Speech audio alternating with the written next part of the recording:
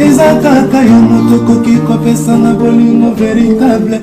Parce que j'étais charme na ye protégaka nga lokola lichombe na couveuse. Okomisi nga lokola rescapa naufrage Titanic. Kolina na ya diama Gisele Umba Nana lobe yo mon amour. Télé fortifié de mon corps en cas de rechute. Alina kana bondela kailo kola bébé ya moi. Ekila monena pesa kinga ngumi ya suayete. Parce que nzoto na ye pete pete lokola na malemba. Kolina na ya diama Gisele Umba Nana troublé mon amour.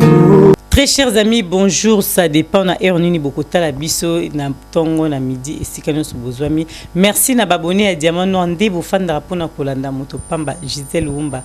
Lelo toye prophétie à Congo ndenge bimaki maramba Congo eza ebele tozomona ba élection mama kamba église. Lelo toyami mosali na Nzambe ndenge tolobaka frère Serge Corneille Makani bolobaki prophétie ne o ezaki mulai o eza mukuse metokata ki on a ba parti. Sans plus tarder, Bofanda wana carte illimitée Papi le roi Vanda na Kiti Olanda. Bonjour frère Serge.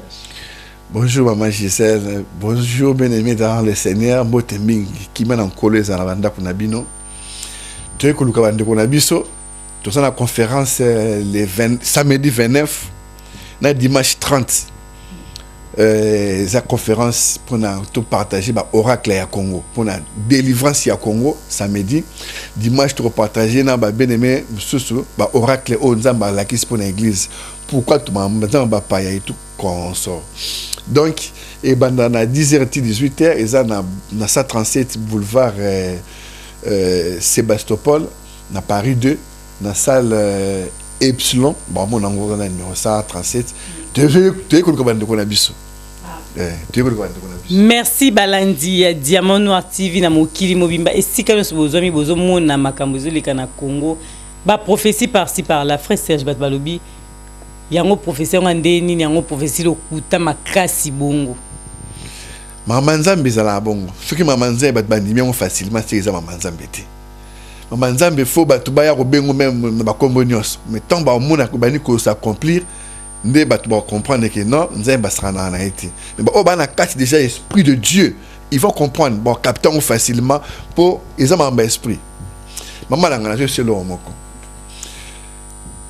Afrique ezaki ya olala Afrique ezo telema carte Afrique mutu mo a vu vision après carte Afrique nasie carte bano telemi après carte ya Congo et bimi na carte plein de lumière dans la lumière le drapeau réseau pepa batu bazaki tale be karabatu mundu bazo sepela victoire mutu mususu nzamba la kisi après délivrance ya Congo maman tala moi ma tolo baboy nzamba zo confirmer moko na banda kuna e ba incrédit bazali ba tika la bongo bato bon bref on a mis tout tolo baboy étoile.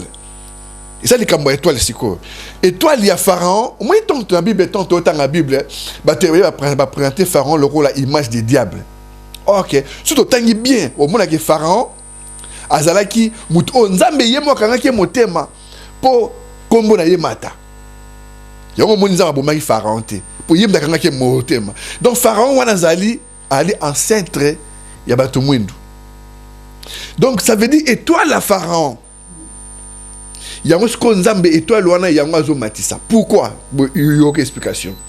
Au moins, les pharaons tanga tuni ba sage nae. Abina bango na vision moko. Na rêve na ngezaki boy na ba ko répondre ngote. Mais akeko benga Joseph.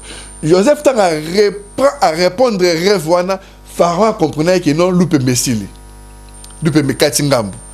To kanga mala bango pour biso to survivre. Yo moni pharaon wana akanga na bango a ebisi Joseph yakana bande konayo to fanda le loupe be kaitsaki loupe mata kaitsaki yango monaka be européen ba potre Paul ba kena oteya bande kona bango na be Espagne ba ni mone baza bien trop la ni bien baza bien pour étoile wana ezaki pa na bango mais étoile wana mini to lo baboy na biso mama na ngai les premiers seront les derniers Les premiers seront les derniers seront les premiers. Étoile et Péli Sikoyo, na Congo, étoile à Pharaon. Donc, il y aura bien. Étoile, il y a Pharaon. Et Péli Sikoyo, et Kei.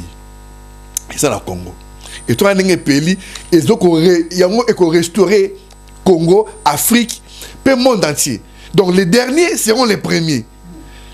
Bato basana ko mona na musika bazo mwana makamoto lo mama makamoto lo ba oza munene plus que ko sakanati yango moni mama yango telu ko bande ko na biso to pesa ba oracle makwa musu ba koyoka et musu ba craquer ba osu sa mutu. Merci Tobandi, émission directement des acquis introduction frère Serge Salaki Lelo Tomoni Bino Bolbaki Nzamba Poni diaspora pour diaspora mutuisa mamba mine na Congo mais tozomona non tomoni yango te pour tomona ba désordre ezakuna o élection ezate les 23 et koza nango te élection ezate mais Bino Bobinzamba Poni diaspora mukoni ni okisa na 2026 ainsi dit l'Éternel. Diaspora a dirigé déjà Mbokana lumière, Mbokana totalement libéré, ainsi dit l'Éternel. Maman, diaspora pour l'année Nzamba pour les diaspora. Déjà élection dans la Mbokana besoin d'une élection Nzamba qui pas monter. Et tali maramanza beti. Au moins Nzamba esprit de Dieu, le Saint-Esprit, ceux qui par moment on apporte à côté là à son Nzambete. Faut battre la bazo mon ami bato mon bazolo ba ego sala mandinge nini faut ba Suisse ba so ma mutu na calcul a monté za Nzambete. Maman a chez le Romoko moni to ki ba professeur belé ba biso ba bi guerre ezala na avant les 31 guerre ezati toi les 31 tozon a les 2 les 5 janvier to retourna ba toi balanda demano ba tuna ba retourna yo frère to retourna biso tem to ba guerre biso to lobi ba yo tuna tongo lo ba ki tongo mona guerre ezala voilà donc c'était guerre ezati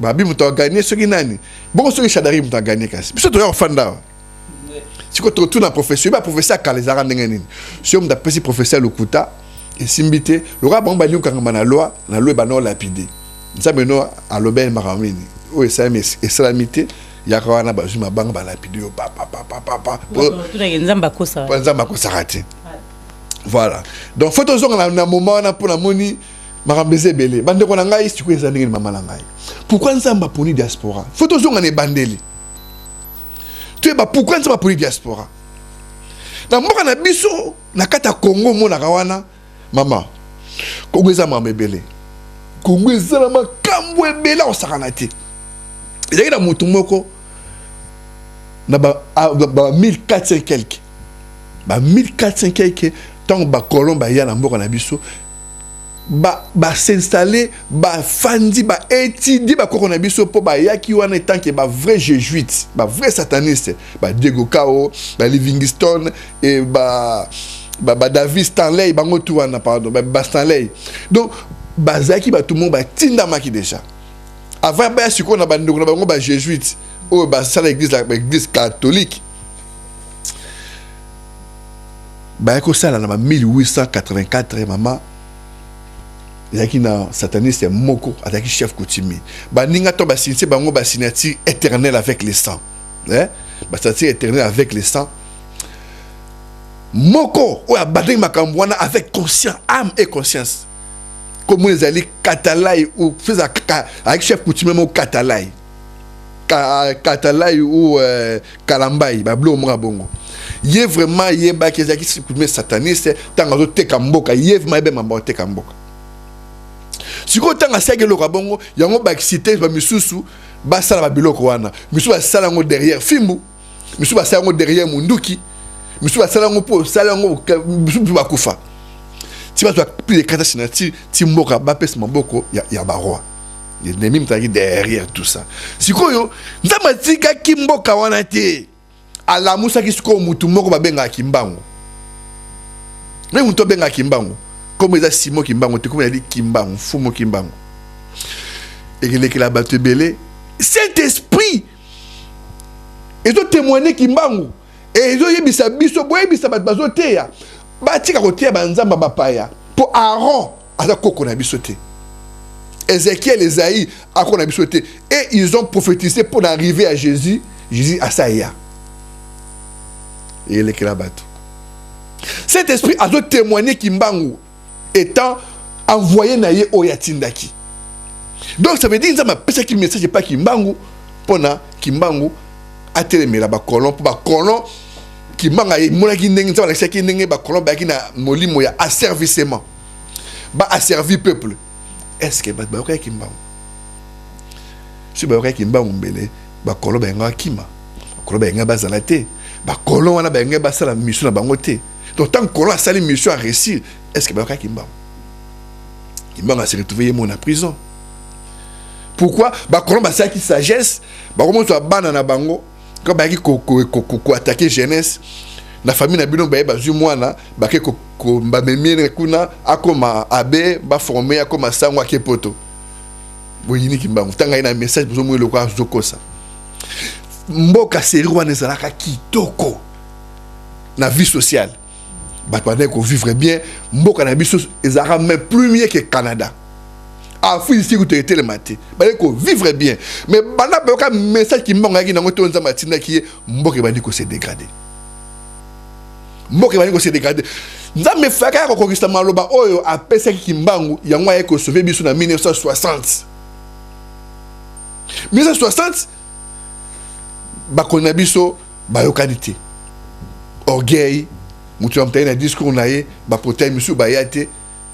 Mundele kuta yaki na azaki na mboka wana to ba pesa ki mboka akomi roi to komi mboka komi Léopoldville kote kone komi Elisabeth II ba tchete ba kombo na bango po ba pesa bango mboka ba kata plus de 4 signature ba 100 mais si ko eloko li eleka ki wana mama na ngai o je le comment mutu ba comprendre pourquoi nza ma poni diaspora parce que mutu o nza matinda ki komone Kimbangu ayebisa ki mindele wana pe ba traître que bino ndebo sabe bana oyo boki bakoya na mboka na bino wana bozo mema wana bakozonga awa bakomona maele na bino bakomona ne boza lukuta bakozonga pona ba libérer bandeko na bango o batika na mboka ozoma siko prophétie tozo ke malembe mama ndeko na ngai ainsi dit l'Éternel Kimbangu a marché na vie na ye avec Nzambe solo. Mais nous avons validé Kimbangu c'était tout va blom sous soinité mais tout le ainsi dit l'Éternel que le message est clair.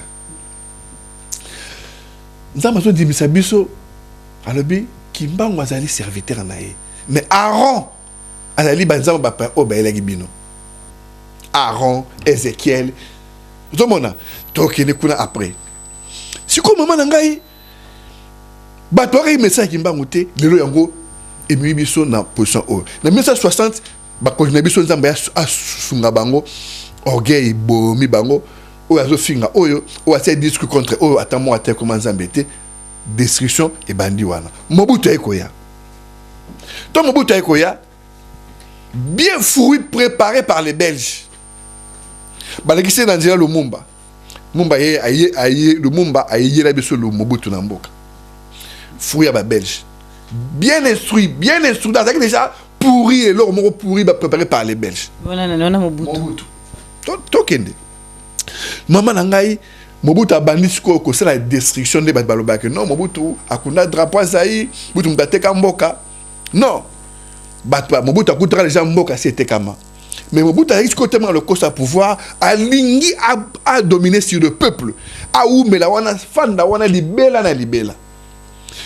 Nzamba tika ki Congo te, moi nzamba lingi Congo parce que Bible biso là où sera ton trésor, là où sera ton cœur.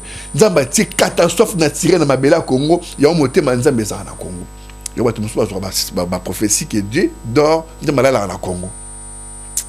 Nzamba tika ka jamais peuple wana. Ay ko luka le moloto. Ay bi le moloto. Alakisi ale moloto makambo sur le kanawana ale moloto mutu ya kia Équateur bona bango bataki sangani koto na na ba Équateur na ba kisangani ba kote mo kaka ba leka ba kinda ba sens moko pour a renverser Mobutu apesi message à te a pour message wana et ko renverser maman Mobutu. Qu'est-ce qui s'était passé maman ngai ale moloto ba pesi que message il y a restauration, il y a avec la parole, à une mission, va changer mentalité, va avoir conscience, va se préparer à préparer le terrain, va avoir conscience à restaurer l'adoration dans le Congo. Est-ce qu'il avait compris ça? Il y a que vous voyez ma musique. Non. Musique wana yo keko yemba wana ngana lingango tie. Aye ko lukale moloto na 2000 ans. Tant le monde entier ba lobi ke no mukile ko kufa, nzamba zo kita, esprit de Dieu kita, nzamba kita na Congo. Mini mabele wana. Mais frère Serge bi ki na kato maloba terrain on est très glissante parce que yo moko monaki na ebisa ki yo ngai parrain ale moloto ye moko benga ngai fala le Canadien maintenant attend sous prochainement to ebité to romona et to pesi mbote sikazali aboya ki makamnyos oyo zolo ba poya yebi ndenge ni makambu ale moloto vina ye ndenge lekaki mais yozo se permettre le baki ale moloto zamba benga ki pona boye ya sala ki boye maman esprit eko s'arrêter donc on a vu sur Fafa Makenda il a tout reçu et le Seigneur m'a confirmé, il m'a mis avec lui, on travaille ensemble depuis là au moins tout le baboy. Là il ba makambo na été c'est nga makambo aussi na lobango na sabe mission combien makambo na lobango déjà na lobango na entier. Donc ça veut dire mutu wana wa zo babiloko wana azo babiloko ya comprendre mais esprit tango yeb sa mutu comme esprit eko s'arrêter. Na esprit na yé muta vivre ni peme na roko. Yé esprit eko s'arrêter esprit zo mona nyos na okuto ezala kati na yo. Oui, parce que mais si on a une question, tu n'as esprit, na muto avant na muto aussi. Si on a posé muto la question, Kofi azobini sabatu.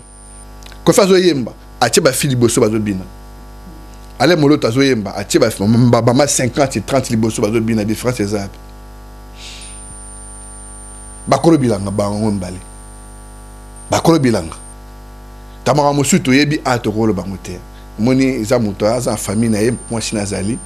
Ça respect mais ba ko station liboma auto za la ngo libosote wa ko musu to a regretter donc nzambe tanga boya kiloko wana ayebi fonctionnement le lobby tatika na héritage ya le moloto ezali nani ezali Toms sa terre ali loba non ba le continuer ko yemba a toujours l'abomination bat balanda kai est-ce que aza dans les vrais ba le continuer toujours banzembo na bango bazo yemba banzembo kitoko ya malamu mais faut pas soigner on ndenge makamezali mais ceux qui ba cotiser la musiko ba danse bo tiela ngo ba danseuse ko fait ba danseuse bleu bo ba danseuse ba danseuse non bo tiela ngo boso pour ba basani ron na nzambe na katona ni nezali babi les vrais adorateurs adoreront le Père en esprit et en vérité babi te donc les vrais adorateurs aroyemba o tema na sima a taba mama liboso 50 30 bazobina yo le simo telemi mukuro bilangati to ça va bien ndeko na ngai to ça va bien tout ça ba oracle za pour na Congo za pour na bana nzeto luka bandeko na biso na yepe politaire wana kati azana posa lilo ba oyo nzamba boyaki alobi ke makambo wana zo salite ya bien ti ngati ne ko sa mususu o sa mususu zonga on a 2000 ans tant ba scientifique au monde entier o ba maya o ba ne ba lobi ke non zo zonga fin du monde on a 2000 ans ba mona ki présence retour en Zambie mais retour wana kiti na Angola te et kiti na Israël pété et kiti pe na Rome te na Vatican et kiti na Congo et ko luka nani Ale Moloto deuxième serviteur na Congo Kimbangu Ale Moloto oh esprit que non Lucas ainsi dit l'Éternel c'est ce que je suis en train de dire Ale Moloto qu'est-ce qu'il a fait alinga corrompre Nzambe akomo yemba akomi côté Babisho teya tika bamba koyemba teya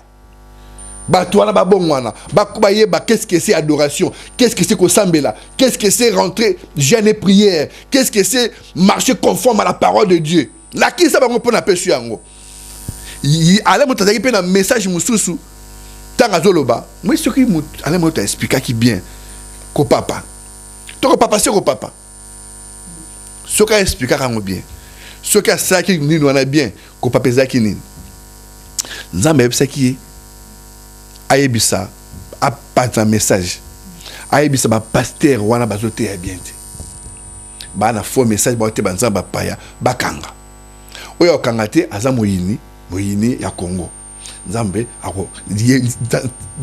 ako papa e sikoto ya zo ba ke to papa sur papa lokola batu balobi ba ebika ke ba politicien ba coach ba congolais ba politicien ba broutir un peu ba donc le congolais ba coach ba ngaka le mona mutu ke non muina binuka angolais dani rwandais allez ebimi ke non to papa rwandais le mona ebinuka parti politique. Or c'était pas ça. Allez, ko papa na soka expliquer ngo bien maman na minute to ba ko biso to le matin. Mais si ko frère Sergio lobi ba église nous surtout boloba qui ekokanga na 2019 à partir ya 2019 faut ba église ekanga.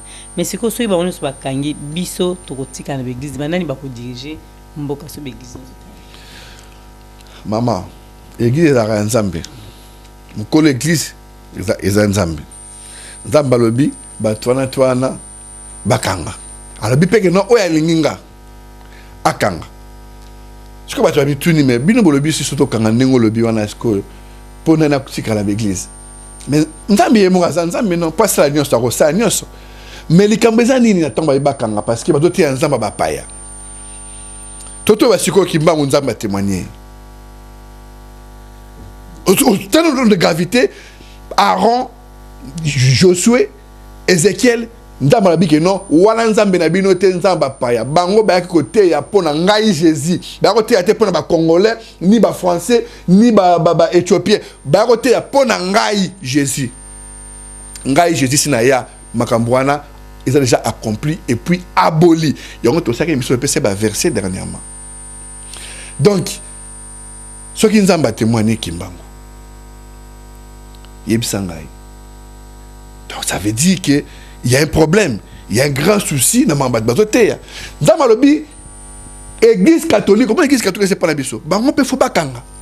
Église protestante, faut pas kanga. Bah armée d'Israël, bah on tout il faut pas kanga.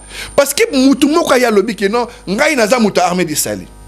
Muso lobby, ngai naza mutu église catholique. Muso lobby, ngai naza li mutu ya protestant. Moussa Abi, Ngaza Moutua, il y a 7e jour, ce qui église des saints de 7e jour. Moussa Abi, Ngaza Moutou, il y a Maman Olang. Nga Moutou, il y a église Nzambe Malam. Nga Moutou, il y a ministère pasteur Kingani. Nga Moutou, il y a groupe évangélique Kingani. Bibi Dieu Sabiso, est-ce que Bangoni se tourne à Bangwana, Bazo s'accrocher à Nani? Christ n'est pas s'accrocher. Est-ce que Christ est divisé? Mais maintenant, je vais vraiment maman langaï. Autour na bango vraiment est-ce que Christ retourne à bango? Est-ce que Christ est divisé? Ce que Christ a ça divisé, pourquoi bango pas ça divisé? Ça veut dire que c'est Christ en zambété. Peuple a ça en zambété, église a en zambété. Donc ça veut dire que c'est l'église na bango, l'église côté c'est maman olangi, sur la maman olangi. A benga non église na non. Sur na Kabuni Walesa, a benga non église na e. Sur le problème na nani, ba commission ennemie parce que c'est bango vérité. Parce que le monde bango comme songolo elle battu li bana l'église na bango donc mais belé balanda donc ça veut dire que bango tout wana bazeli batu o bazana na kati ba prison il y a ba dénomination mutamta sala secte nae parce que Jésus c'est au kabonati est-ce qu'on dit vraiment mutamama langue ako ke sambela na armée d'Israël on dit maman muta ya catholique ako ke de sambela et pas ba nani ba église de 7e jour. Armée de victoire, ok, armée de l'éternel. Ah, ok, ne pété. Moutoupe a aussi d'église, sur il y a pasteur, Moussous Manana, Coutino. Ok, ça me la même peu pas. Il y a une victoire. Ok, ça me la même pas et pas, il y a Sonic à foutre. C'est pas, il y a quelqu'un qui a vu Moutouné Barobunda. Guerre à danger. Bon, si. Maman Langaï, bah, pour où est la bande de Bango Touana Mouta, Arokine, donc, ceux qui pour y une église, c'est pas eux qui ont la conférence, moi, Moutoumou, Babengio. Donc bazali batu o ba passer ba kanga nzamba lobi bokangi no ba peuple na bangona ba peuple na l'esclavagisme de deux bobi côté até boté nzamba ba paya nzambe wana o wana azo ko aveugler peuple de Dieu ayoko comme ça peuple de Dieu incirconcis du cœur peuple wana a commis dessus de la grâce alors sur la grâce c'était absolument la grâce pourquoi parce que Batou, côté si peuple wana na perdiction, comme un avec ne peut pas enseigner un autre avec les bambou ba ko na libulu. Yango Jésus on a eu ça nani ba samaritain banani ba pharisien que Moïse a bossé à motema yé muta ko funda bino yé muta ko funda bino mukola suka na mukola jugement. Donc ça veut dire que maman balobi na bango bakanga parce que muzoba eleki mingi tala makambo sur le karambo kana biso peuple na biso peuple congolais batouana ba autre ba qui non premier 6 to expliquer mamba 6 premier 6 na 1996 ba ko tsaki yango wanani batamukili bande ba midi sa mukili deuxième 6 et continue na 2006 na 2006 bana ba ko tsaki yango Jean-Pierre Bemba na Kabila. Troisième 6, Bané va côté 3 en 2016. Tu sais que dit na Kabila. Mais pas parler qui bango. Zamba poni yo salela ye. Jean-Pierre Bemba na Kabila to Jean-Pierre Bemba na Mobutu to papa na. Deuxième 6 dans 2006. Oh guerre Bemba qui nini. Zaki nango faux guerre, ba fausse guerre, ba créer ngo pour un sacrifice humain parce que na kati wana ba 6 musu fait kota pour na nini et sa destruction Mobutu mtabanda kiango na 30 la motombele chaque 10 ans Mobutu akoti 3-6 spirituel faut ba kota siko 3-6 physique Mobutu akoti wana mwana e Congolo après bana ba continuer Kabila na Bemba après nani Tshisekedi na Kabila esprit monté ici biso makambo est-ce que toté makambo tu bangote au peuple la ni batouana moni basaka na bango ba nombre de morts beleki na Congo na mboka na biso wana bat ba yebi yango bazali ba kolo nango bazali zama monsieur koloba teto so lango na conférence ba kolo nango bazali o ba signer vraiment na makila na bango mo basi bateka ambatu ana bakufa yango mona ba policier belé ba kipa bango makambo wana te biso faux ennemi ba rwandais tala on comprend que Mobutu mtabanda wasala ba Tshisekedi ba continuer ba Kabila ba continuer ba continuer ba continuer biso to finga bango te to beta lisolo ozala ka o sprech et biso siko ozo mona ke mama na ngai nani o comprendre on a la sagesse à comprendre que non ba politicien oyo l'oiseau de même plumage ba bible élection sur la élection tant que ça dera gagner. Qu'est-ce qui va se passer? Qu'est-ce qui va se passer? Les Américains vont aller dans bras.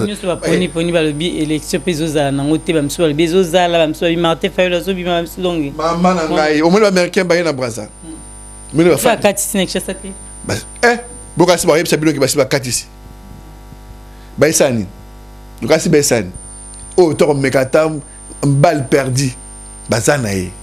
Donc pour ba chasi kimia ko sakana te na Congo pour be l'élection ane salama Chadari moni tala to je l'ai gagné ba lobanine tout ça c'est l'oiseau de même plume c'est théâtre nzamba qui peut makambo wana te bande on a bisonde oyo nzamba bengisi ba o bazala diaspora ba ko comprendre que maloba o kimbanga lobaka yango tangu ale mo to échouer mission na ye nzambe siko ayeko luka banani ba diaspora pour akokisa maloba ya mosali na ye pardon nzambe nenga lobaki ba diaspora bazo diriger Congo voilà eza pona aluka maloba o mosali na lobaki yango siko tanga ye ayeko luka fafa makenda a expliquer na fafa makenda makambo le kanambo kana biso place dégâts et bandaki place basaki dégâts place nyoso basaki muzoba l'homme politique combo na combo événement jour na jour après biso mamba pasteur après expliquer biso makama bible moi makambo to nango après siko nyoso to na toyebi après a expliquer biso makambo ya faut que biso pasteur wana bakanga parce que pasteur bazote ya nzamba lokuta yango moni ba passer wana ba vivre ande bazali bazwa mwasa batu basala boye babima boye tokotisa binzambi tokotila ba na tout et n'importe quoi bakanga yango pesa ki date na 2010 à partir de 2019 oya okanga te nzamba oya okanga yemoko donc est-ce que nga a un problème mais nga mutu mo benga nga lobi azo seka kuto lobi mais mi frère wana a un problème a vraiment un problème donc bisoto kanga pourquoi nzamba nga like bisoté akiko like saka bango pourquoi like bisoté eza batu musu ba moni bato baza ba humble ba loki nzambe na ninga solo ba moni pe ba moni bazali Donc bateau moni bateau terre déjà ils se prennent déjà dans le sens dans mitiak na niveau mo ogutu c'est mon sens o nzambe gutu akipa bangote. C'est ça que moni alobini nzamba la kisi était. Donc pour na yé avant dimango faut nzamba la kisi yé. Oh nzamba lobi ça la foi mutu mo to c'est agréable nzambe. Yo za foi on dit moment ba lo bati. Faut pas na ko ndima pour nzamba la kisi out. Bon ko yoka la foi vient de ce qu'on attend. Faut pas ko yoka on dimi pour nzamba la kisi que non oui makambo ezali boye ezali boye. Donc jamais nzamba ko sala le romo pour un sentiment qui donc c'est que Dieu attend de la diaspora. Ezali que diaspora baya tokutana quand la diaspora mutako présider Congo aza awa ezala la bloc moko ya gouvernement en place et nzambe yemoko azoko. Donc voilà, dans ma vue exemple il y a Libéria. Saint-Esprit exemple à Libéria. Oui Libéria à cause ya binzambi. O mukolo mutuna mukolo wenge nae. À cause ya wana ba perda 60% ya peuple. Ba kufa na ba guerre ba kufa ba nini do ba guerre salama wana et salama à cause ya église. Et Saint-Esprit c'est exemple à Libéria. Donc ce qui va passer wana ba oseka. Moïse tango ba rebisa tango ke neuf sa pharaon aseka kiti aloba ini borobimana rapi mais tango je ba fi ba mnini mama moni bataki mbangi batu ya catholique batu ya ba banzambi wana catholique protestant armée d'Israël ba binzambi ba wenge na biso wana ba créa mama spectacle nzamba osala il va le livrer en spectacle. Maman, non, la place n'a été. Ils seront livrés en spectacle. C'est là que le peuple congolais comprend que non, Maloba o tel kokisami, ça veut dire Nzamba pesli loba. Nzambe il confirme toujours sa parole. Dieu confirme toujours sa parole. À tira loba na le kate jamais. Surtout ceux qui veulent bon pourtant bon respecter. Surtout ba porter ceux qui va respecter. Nzambe oyo kaka. Maintenant, 2019, exemple, c'est que tu as calamité montre qu'il y a tic tac, tic tac, tic tac. Quand la ligne est na place, na binote ba bande ko. Moni.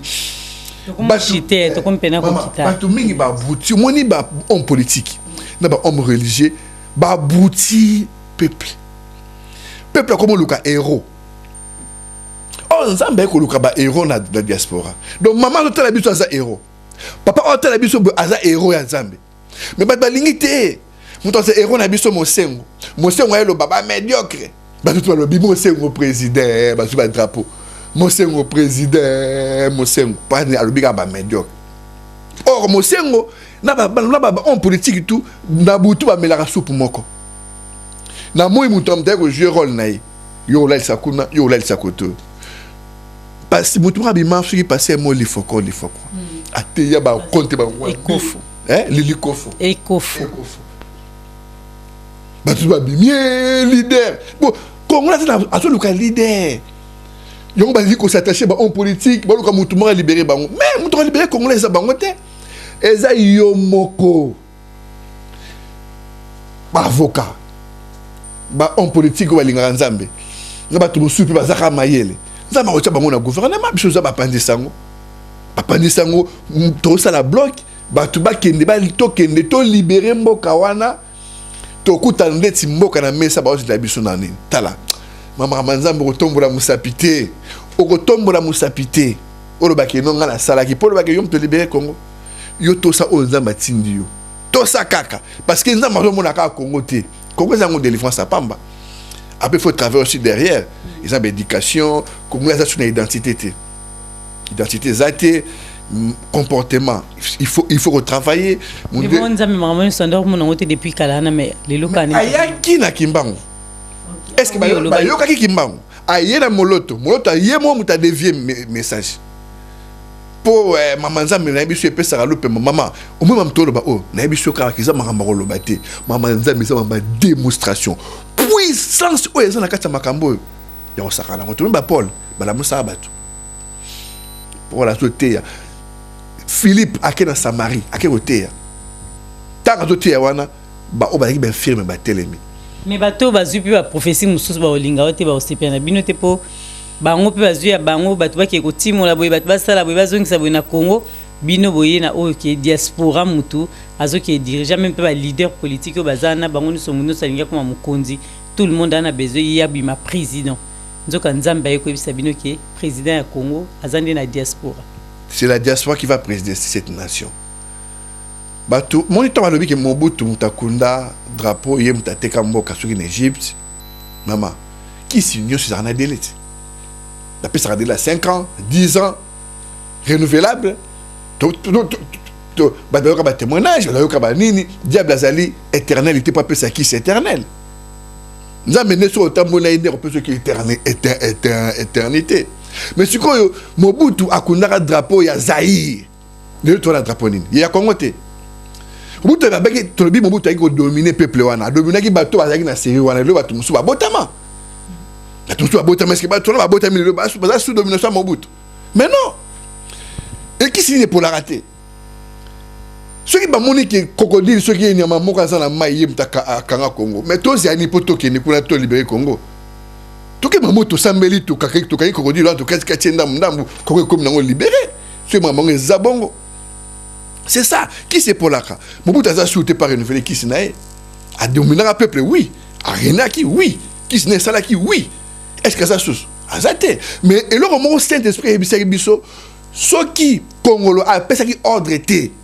qui va bon général mayele mbele ba rwandais o bazo reni ka ba rwandais te ça ba rwandais ba ougandais ba tanzanien ba angolais ba sud-africain ba mozambique ba nani ba pays belé o reni na Congo na bango to ba ekola swahili ba soda ba benga ba soda sadek bango ndi ba tuka biso tsaka so meka mto ba swahili to bia ba rwandais o ezaka ba rwandais te ba zebele ba langue belé baza bien formé pour nous protéger ba peuple et pour protéger ba président ba bomba ba peuple président armé moko quelconque ya ka Rwanda te sikoyo ne nzambe sikoyo alakisi biso makambo wana ndenge batu bakomi abruti mama na zwe biso lo moko ba politicien wana ba abruti peuple batamusi peuple na balinka peuple azela bango pour bango basala pour peuple na libre n'est-ce que nzamba adnet mukle salamaka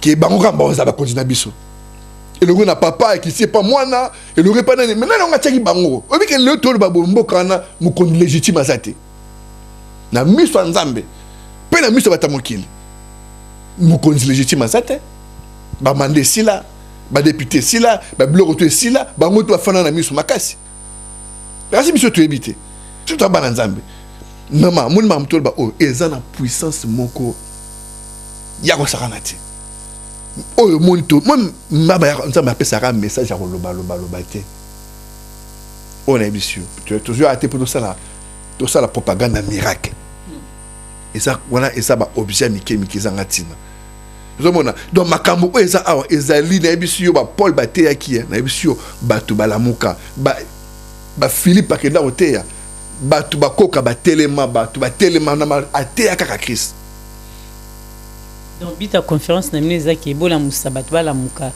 bita conférence ezali na diaspora phase aya yango moni nzamba poni diaspora par rapport à maloba mo sali na ye wa tinaki mo sali na ye a libérer parole aiba bala wana ba rozonga ba ngole ba libérer nzamba pesi ba date biso tu na ba date 2019 batuba obano o kangate à partir de 2019 je te kayima beaucoup total qu'est-ce qui va se passer donc 2026 nzamba so mona Congo na biso totalement libre mais ça libérer na ba diaspora le diaspora faya il faut muto ya koyo kabinga sa homme politique té nzamba lingi politique ya bato ba yebi nzambe o ba lingi nzambe so mona tal mama nanga totalement mboka wana vraiment maternité à pamba mutu pa ndiko bota ababota ba ofele mama kanga na maternité pour mbongo abimezate oh munela zalaki wana maternité ya ofele kaka na mboka wana kama bele wana kaka mbongo peka wana kaka classe batie biso minerval munela zalaki wana classe ya ofele est-ce que tu trouves bloc normal hôpital ils a ofele ils ont comme biloko est-ce que ils ont normal ba passer pe baye na taxe na bango ba benga dim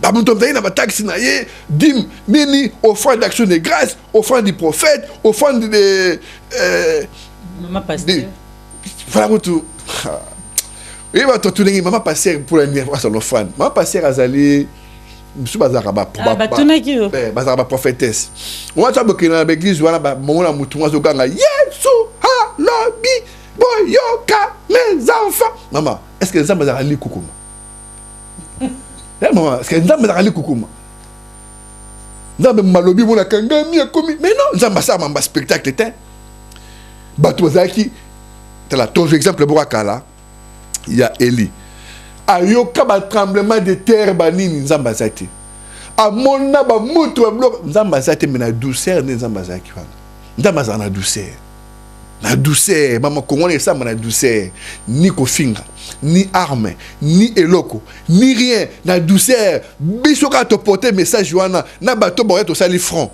mama na ngai bato nyo surtout mokile ninga pe kongo tanga ekoza libérer ekokene libérer bande ko na bango ba Congo Brazza, ba Centrafrique, et go panza na monde entier.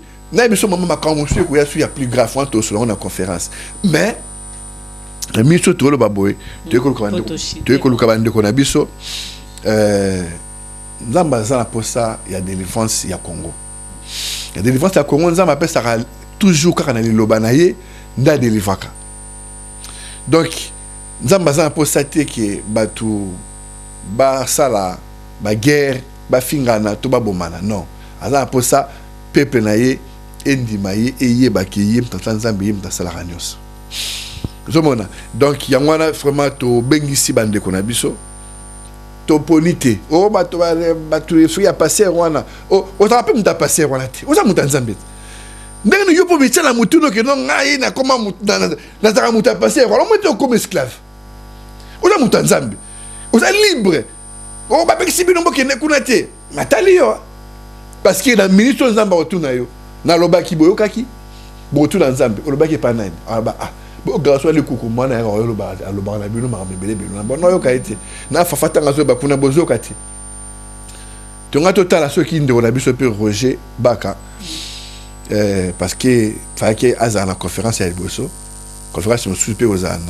na Maroc bande ka Maroc ba bi pe foboya na bande ka Belgique ba préparer conférence mususu na bande ko ya États-Unis na bande Canada pe ba préparer sur la conférence mususu donc oza belo mo landana très prochainement donc eza pona ba na Nzambe ko luka toujours la diaspora ko sangisa Nzambe yemo ka to sala puzzle somona donc même en tout cela ba boma kimbangu ba longola ba trace nae ba ale moloto ala nagi succès mais ça m'a sauvé qui quand même mais biso ba trace ezali boya bo maman disait pour bo ma trace biso maman longola biso trace ezati mais tu ebi ki bozo ka biso na ba téléphone wa to yebi ki to finga pe motute to na biso ba honnête tu ebi ki dans ma protéger biso parce que ba attaque ezali maman nga to za attaquer d'une manière tu vas pas comprendre.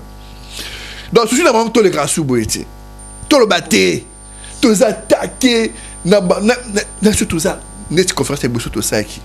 Tout ça qui attaqué d'une manière mais infiltrée comme pas possible. Comment ça rend prière pour nous les cabines. Maman, sans la prière, tu peux rien faire. Ma maman avait sauvé Azali. Na papa na biso na bande ko na biso bo sambela pe pona biso bo finga ka te bande ko musu ba finga. Tant que finga ba biso to ek pour la libération à Congo. Au fin de ce temps, il y a un mois le même bloc dans la moto de la balati. Non, il y a un libération à Congo, la restauration à l'église, l'église de Jésus-Christ, le grand pasteur. Dans la foi vers ce qu'on attend fin de la parole de Dieu. Ainsi dit l'Éternel, tu es que nous avons biso bolu kaba diaspora, bande ko na bino bosolola. Yango tu es que nous kabino. Donc spécialement biso to biso ba bantu mais sans la fraternité na amour.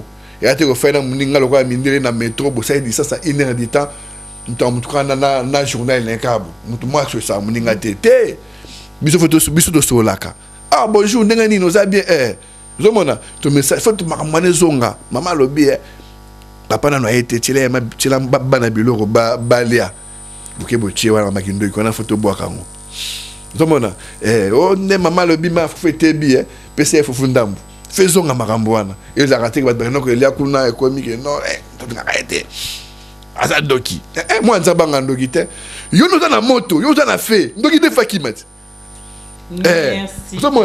merci bande ko balandi ya diamant noir vraiment to komi na suka pona lelo parce que frère Serge ici l'a raté mais pona lelo maluba suka ko yibisa ba peuple congolais poto komi pena fo minute komi ya nzamba linga restaurer Congo tant on a prié dernièrement après ça biso message moko lobi après biso titre ya conférence abi ezali